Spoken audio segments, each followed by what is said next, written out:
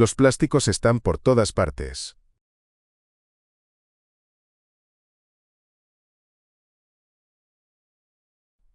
Desde mediados del siglo XX la humanidad ha producido más de 9.000 millones de toneladas de plástico. Un material destinado a hacer la vida más fácil, sino que se ha convertido en una trampa mortal para la naturaleza y para la humanidad. Está demostrado que la mayor parte del plástico nunca se recicla. El profesor Antonio Ragusa, ginecólogo obstetra e investigador italiano, quien identificó por primera vez microplásticos en la placenta humana, explica cómo continúa su viaje por la biosfera. De los millones y millones de toneladas de plástico que producimos, menos del 10% se recicla. Más del 90% se vierte en el medio ambiente. Y cuando el plástico se vierte en el medio ambiente, se descompone lentamente en partículas cada vez más pequeñas. Con el tiempo se convierten en microplásticos muy pequeños, o incluso nanoplásticos diminutos. Estas partículas viajan por los ríos y llegan a los mares, se extienden por los océanos, y entran en los peces que luego comemos, por lo que terminan de nuevo dentro de nosotros. El problema de los microplásticos se viene observando desde hace tiempo en ecosistemas de todo el mundo. Profesor Seydat Gondodo de la Universidad de Çukurova, Turquía, fundador de un grupo de investigación sobre microplásticos y experto en biología marina, y la contaminación microplástica del Mediterráneo, habla de esta creciente preocupación. Me dedico sobre todo a la biología de los peces. Trabajaba en biología de peces desde 2016. Durante mi estudio de doctorado, reconocí que todos los lugares de muestreo que trabajamos para la biodiversidad, totalmente utilizado con plásticos, no solo microplásticos, porque primero nos dimos cuenta de que el principal problema es el propio plástico. Hoy estamos acostumbrados a oír la palabra microplástico, pero hubo un tiempo en que este término simplemente no existía. El profesor Richard Thompson es biólogo marino de la Universidad de Plymouth, director del Instituto Marino Oficial de la Orden del Imperio Británico y miembro de la Royal Society.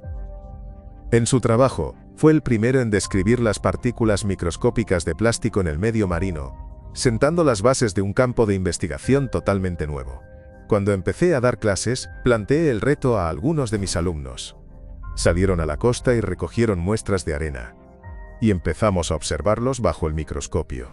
Desde las primeras muestras, pusimos trozos de mar que no parecían granos de arena, piezas de colores vivos rojo y azul, y fue casi un viaje forense confirmar su identidad. Confirmamos que efectivamente eran plásticos. Demostramos que estaban presentes en todo el Reino Unido en una serie de hábitats diferentes, en sedimentos, arena y columna de agua. Curiosamente, en ese primer artículo de 2004, mi primer artículo sobre el tema, utilizamos el término microplásticos. El término no se había utilizado antes en este contexto para piezas realmente microscópicas. Las hubo, y las referenciamos en nuestros documentos, algunos estudios de pequeños trozos de plástico antes, pero fuimos más pequeños que nadie. Lo demostramos con nuestra disponibilidad. Mostramos la tendencia temporal de aumento a lo largo del tiempo. El océano es el principal depósito de acumulación de plásticos. Ya contiene más de 200 millones de toneladas de residuos plásticos. Y esta cantidad sigue creciendo cada día. Es importante comprender que el plástico no desaparece. Bajo la influencia de la luz solar, las olas, la salinidad y la fricción mecánica, se descompone en microplásticos y nanoplásticos. Los microplásticos son partículas de plástico de tamaño inferior a 5 milímetros, mientras que los nanoplásticos tienen un tamaño inferior a 1 micrómetro, unas 1000 veces más fino que un cabello humano. Solo en la capa superficial del océano hay unos 350 billones de partículas microplásticas, pero la cifra real es mucho mayor. Los científicos calculan que aproximadamente el 90% de las partículas nanoplásticas son demasiado pequeñas. Ser detectado por los instrumentos analíticos actuales. A medida que el agua se evapora de la superficie de los océanos y otras masas de agua, las partículas de microplástico ascienden a la atmósfera junto con el vapor de agua. Dr. Dusan Matarich, analista medioambiental del Centro Helmholtz de Investigación Medioambiental de Alemania, dirige un grupo de investigación dedicado al estudio de los nanoplásticos. El Dr. Matarich Investiga los nanoplásticos atmosféricos en el Observatorio Sundblick de Austria, la estación de investigación a gran altitud más antigua de Europa. Y para los nanoplásticos que se fragmentan a partir de grandes fibras, debido a la intemperie UV, debido solo a las fuerzas mecánicas, esos nanoplásticos triturados son mucho más potentes para permanecer en el aire durante mucho tiempo, y eso significa recogido y traído incluso aquí a 3106 metros sobre el nivel del mar. Así que, lo que descubrimos es que tenemos nanoplásticos a través de las estaciones más antiguas, y tenemos nanoplásticos incluso en el entorno oceánico más profundo, y nuestro punto más profundo está por debajo de los 5000 metros. Las micro y nanopartículas en la atmósfera pueden viajar miles de kilómetros, cruzando de un continente a otro. Así lo señala el Dr. Elka Ludovic de Austria, que dirige el Observatorio Sundblick y el Centro Europeo de Intercomparación del Ambiente Nuboso, donde se registra el transporte de estas partículas y los efectos de este proceso.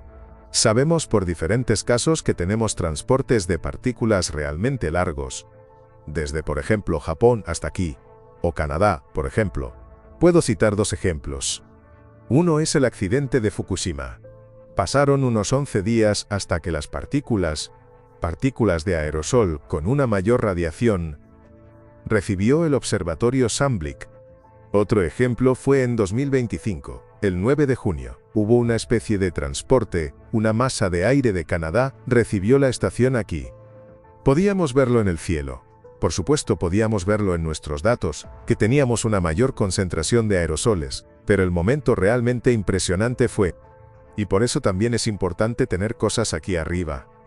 Podíamos oler la quemadura en el aire. Y esto dura todo el día. Así que allí se puede ver cómo los efectos intensos en algún lugar del globo, especialmente en el hemisferio norte, puede ser y sigue siendo transportado cientos de kilómetros alrededor del hemisferio norte, y podemos medirlo aquí y mostrar lo que es. Los micro y nanoplásticos atmosféricos vuelven a la Tierra con las precipitaciones que caen con la lluvia o la nieve, y se asientan en los bosques, en las tierras de cultivo y en las praderas, donde se filtran en el suelo y penetran en las plantas. Esto ocurre en todo el planeta, tanto en el hemisferio norte como en el sur. Liliana Casares Sánchez, MSc en Ciencia, Tecnología y Salud. Biólogo especializado en ecotoxicología y protección del medio ambiente, e investigador del Centro de Investigación en Ciencias Exactas e Ingeniería, en la Universidad Católica Boliviana San Pablo, observa que los microplásticos están presentes en los entornos naturales, en los organismos vivos y en los productos alimenticios. En los últimos años, hemos realizado análisis del suelo, el aire y las aguas superficiales y subterráneas. En Cuchibamba, también hemos examinado lagos y lagunas. Y en todas estas muestras hemos encontrado microplásticos. El hecho de que hayamos encontrado microplásticos incluso en zonas sin presencia humana, sugiere que las partículas microplásticas se mueven activamente por el medio ambiente. Además, identificamos su presencia en los alimentos y en los organismos vivos. Detectamos microplásticos en la leche y otros productos pasteurizados, como el yogur. También se encontraron en animales salvajes. Por ejemplo, en la rana acuática Titicaca y en peces de un lago cercano a Cuchibamba llamado Angostura. Estos hallazgos confirman que los microplásticos ya forman parte de nuestra cadena alimentaria y ecológica. Debido a la contaminación por microplásticos, 1 de cada 10 cereales de los 3 principales cultivos alimentarios del mundo, arroz, trigo y maíz, pueden morir antes de la cosecha. Además, investigadores de la Universidad de Catania han hallado altas concentraciones de partículas microplásticas en manzanas, peras, zanahorias, patatas, lechuga y brécol. En general, las manzanas y las zanahorias contenían los mayores niveles de contaminación, y las frutas tenían más partículas de plástico que las verduras. En las explotaciones lecheras de varios países, se han encontrado partículas microplásticas en muestras de heno, y otros tipos de alimentos para el ganado. También se ha confirmado la presencia de microplásticos en la leche y la carne de vacas y ovejas, así como en el tejido pulmonar de los cerdos, y en los estómagos e intestinos de los patos domésticos. Esto significa que el plástico se ha convertido en algo inseparable de la ganadería. Científicos de la Universidad de Newcastle, Australia, calculan que hoy en día una persona media consume unos 250 gramos de plástico al año a través de la alimentación, el peso equivalente a 50 bolsas de plástico. Además, los seres humanos inhalan microplásticos y nanoplásticos. Según los estudios, un adulto puede inhalar hasta 106.000 micropartículas de plástico durante un paseo de 2 horas por una gran ciudad. Y en las zonas cercanas a masas de agua,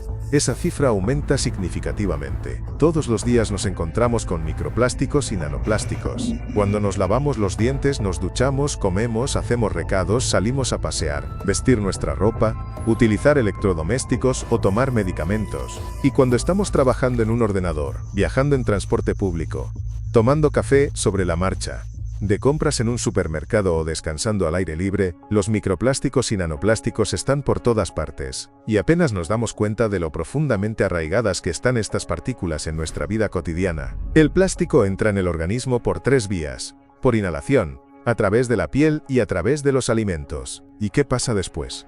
Entra en el torrente sanguíneo. Hasta hace poco, unos 15 años, la gente pensaba que el plástico era inerte. Y de hecho, si nos fijamos en estas bolitas de plástico, no son microplásticos, sino macroplásticos de mayor tamaño. Incluso si los pones en agua se quedan quietos. Parece que no interfieren mucho con el medio ambiente. Pero una vez que se descomponen en microplásticos y nanoplásticos, entran en el cuerpo humano a través de esas 3 vías, entran en el torrente sanguíneo, y desde allí llegan a todos los tejidos perincomales, es decir, los órganos, los riñones, el hígado, el corazón, las arterias, las venas, la placenta, la leche materna. Los microplásticos y nanoplásticos se han convertido ya en parte inseparable del cuerpo humano.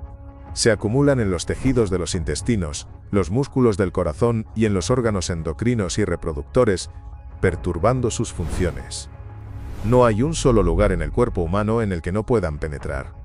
Los estudios demuestran que las mayores concentraciones de nanoplásticos se han encontrado precisamente en el tejido cerebral humano. Profesor Lucas Kenner, patólogo, investigador del cáncer, director del laboratorio Christian Doppler de metabolómica aplicada y director científico del proyecto Micro1, que estudia los microplásticos y sus efectos sobre la salud, explica cómo las partículas micro y nanoplásticas pueden eludir los mecanismos de defensa del organismo y llegan al cerebro en pocas horas. Y descubrimos que las partículas que están en el torrente sanguíneo y se cubrieron de colesterol, moléculas, pueden entrar fácilmente en la barrera hematoencefálica, que es una barrera corporal muy estricta y protege al cerebro de sustancias tóxicas externas o incluso terapéuticas. Así que es difícil, por ejemplo, tratar tumores cerebrales porque la barrera hematoencefálica es muy estricta también para los medicamentos. Pero las partículas pueden entrar rápidamente porque se cubren. ¿Qué moléculas les ayudarán a penetrar en la barrera hematoencefálica? Y esto es para mí, fue realmente muy sorprendente ver que, ya sabes, el spot clicks en 2 horas después de que les damos en todo nuestro garaje allí ya en el cerebro. Científicos de la Universidad de Nuevo México han descubierto que en cada gramo de tejido cerebral e individuos de mediana edad hay unos 4.900 microgramos de plástico. Esto significa que, en la actualidad, alrededor del 0,5% del cerebro humano está compuesto de plástico. Según cálculos sencillos, el cerebro humano contiene una media de unos 7 gramos de plástico, aproximadamente el peso de una cucharilla de plástico. Y esa cucharilla ya está dentro de la cabeza humana. Es bien sabido que los microplásticos y nanoplásticos son peligrosos por los aditivos químicos tóxicos que contienen, como los falidos y los bisfenoles. Tratamiento de enfermedades asociadas a solo 3 de los aditivos más tóxicos de los plásticos cuestan a la humanidad $1,5 billones al año. Pero esto es solo la punta del iceberg, ya que en total se utilizan más de 16.000 compuestos químicos en la producción de diversos tipos de plásticos, cada uno con sus propios riesgos potenciales para la salud humana. Sin embargo, hay otro factor, mucho más peligroso y aún muy subestimado, en cómo afectan los nanoplásticos al cuerpo humano. Es precisamente este factor el que permite a los nanoplásticos penetrar fácilmente en las barreras protectoras del organismo y una vez dentro, son prácticamente imposibles de sacar. El impacto destructivo de los plásticos a nivel químico ya se ha examinado en otro documental, Una humanidad trapense, parte de los cuales se centran en los aditivos tóxicos de los plásticos y sus efectos devastadores para la salud humana. Ahora bien, los peligros para los productos químicos son por supuesto la parte más visible y ampliamente debatida del problema. Pero a medida que avanzaba nuestra investigación, nos dimos cuenta de que el verdadero peligro de los plásticos iba más allá de la química, extendiéndose mucho más profundamente en el ámbito de la física. Para entender por qué las partículas de plástico son tan peligrosas, primero debemos comprender sus propiedades físicas únicas.